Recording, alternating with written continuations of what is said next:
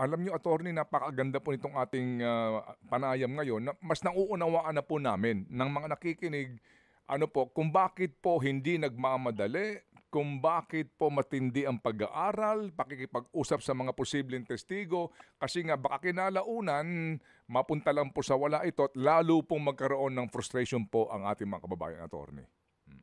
Opo, Manong Ted, hayaan niyo po sana ako na kumbaga magbigay lang po ng konting parang siguro ho, paalala lang ho.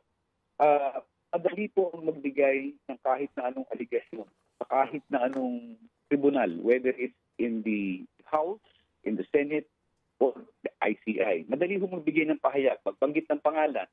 Pero yan po ay hindi magiging sapat kung ito po hindi natin maita-translate o may convert sa ebidensya. Kung ito po ay hindi natin susuriing mabuti at agaran tayo magsampa ng kaso.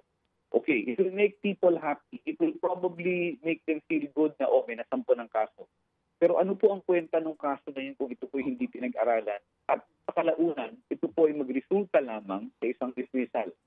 Di lalo lang po natin parang sinaktan lalo yung sugat na bukas para hindi naghihilom. So, ang act po ito, tulad po ng sinabi ng Pangulo, mas maigi na po yung we take 2 steps backwards to try and evaluate the evidence so that we will be able to move 3, 4, 5 steps forward.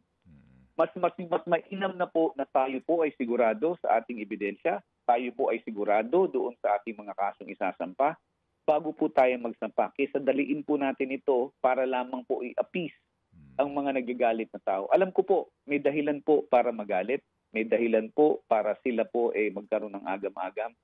Pero umasa lang po kayo. Meron na po tayong ginagawa para ito po ay maibsan. Meron po tayong ginagawa para ito po ay mai-address, no? At madala sa husgado ang mga taong dapat managot. Mga kapatid, brothers and sisters, saan ka pa? Dito na tayo sa totoo.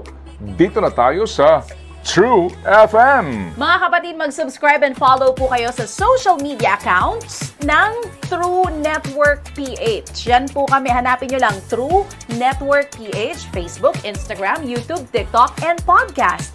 Mapa Apple or Spotify man yan, mahahanap nyo kami. Lahat ng mga napapanood at napapakinggan nyo po sa programa, nasa social media accounts namin yan. So, paano mga kapatid? See you sa social media!